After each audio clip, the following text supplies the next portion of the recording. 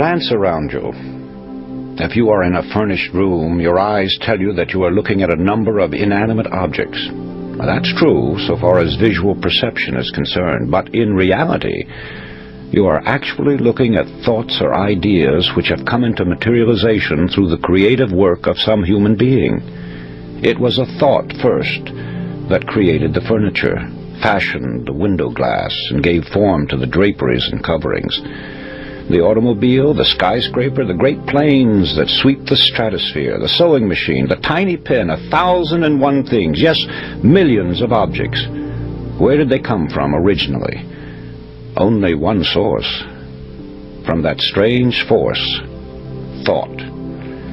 As we look further, we realize that these achievements, and in fact all our possessions, came as a result of creative thinking. Thought is the original source of all wealth, all success, all material gain, all great discoveries, inventions, and of all achievements.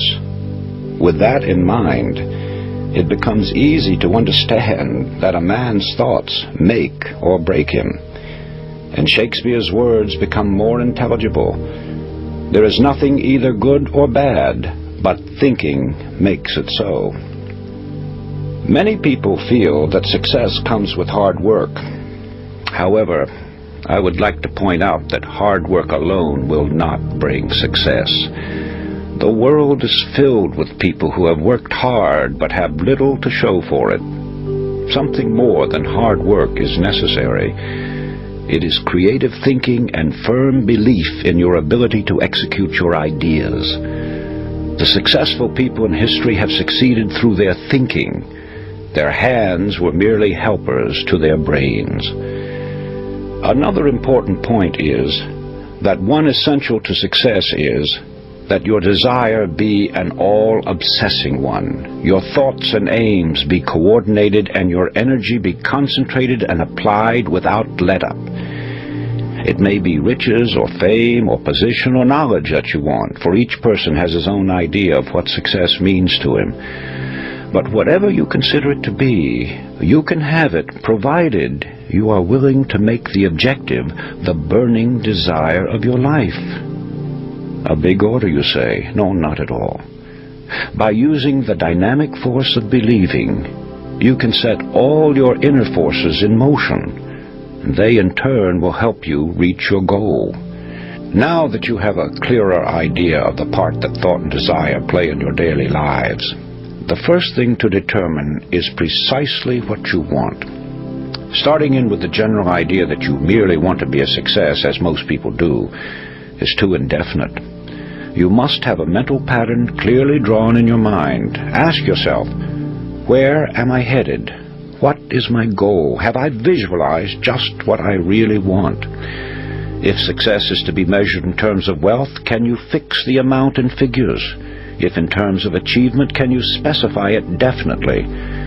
I ask these questions, for in their answers are the factors which will determine your whole life from now on. Strange as it may appear, not 1 out of 100 people can answer these questions.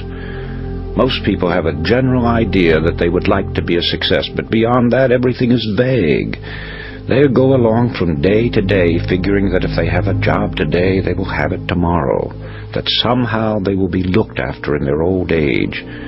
They are like a cork on the water, floating aimlessly, drawn this way and that by various currents, being washed up on the shore or becoming waterlogged and eventually sinking. Therefore, it is vital that you know what you want out of life. You must know where you are headed, and you must keep a fixed goal in your view. Only then will you get what you are after. So, you begin with desire if you ever hope to achieve anything or gain more than you have now. However, as we shall see, there is more to it than mere desire. It has been said that thought attracts that upon which it is directed. Thought attracts that upon which it is directed. It was Job who said, "For the thing which I greatly feared is come upon me. Our fearful thoughts are just as creative or just as magnetic in attracting troubles to us as are the constructive and positive ones in attracting positive results. So no matter what the character of the thought, it does create after its kind. When this sinks into a man's consciousness, he gets some inkling of the awe-inspiring power which is his to use. I cling to the theory that while thoughts do create and exercise control far beyond any limits yet known to man, they create only according to their pitch, intensity, emotional quality, depth of feeling, or vibratory plane.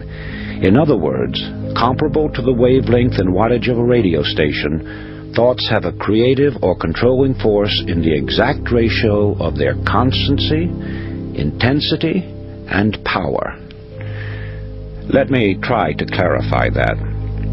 While many explanations have been offered, no one knows whether thought is a form of electrical energy or something else yet to be defined. But I have been an experimenter in that branch of electricity known as high frequency, pioneered by the great genius Nikola Tesla. And whenever I think of thought and its radiations and vibrations, I instinctively link them up with electricity and its phenomena. In this manner they become more understandable to me. All persons living in high altitudes have felt and sometimes observed the electric spark resulting from walking across the room, then touching some metallic substance. That, of course, is a form of static electricity generated by friction. It gives you an idea of how one kind of electricity can be developed through the body.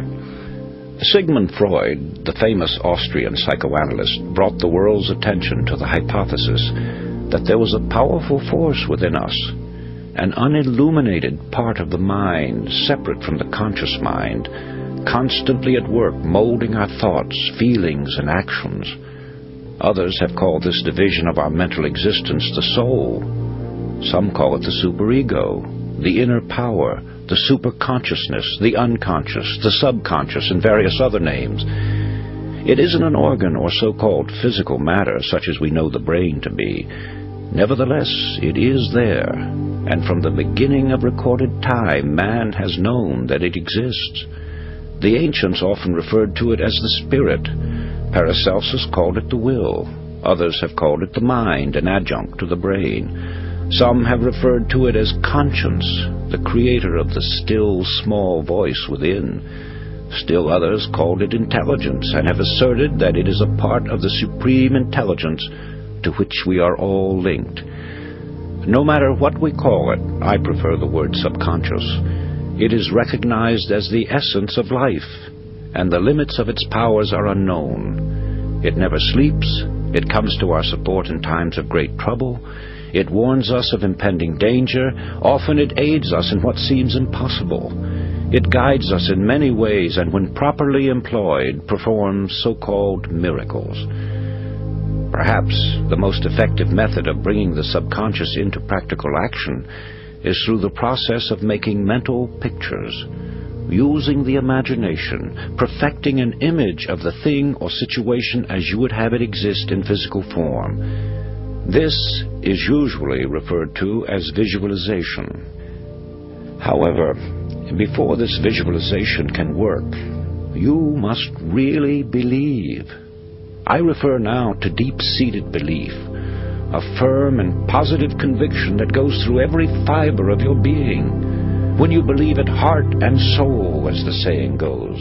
Now call it a phase of emotion, a spiritual force, a type of electrical vibration, anything you please, but that's the force that brings outstanding results. It sets the law of attraction into operation and enables sustained thought to correlate with its object. This belief changes the tempo of the mind or thought frequency, and like a huge magnet, draws the subconscious forces into play, changing your whole aura and affecting everything about you, and often people and objects at great distances. It brings into your individual sphere of life results that are sometimes startling, often results you never dreamed possible.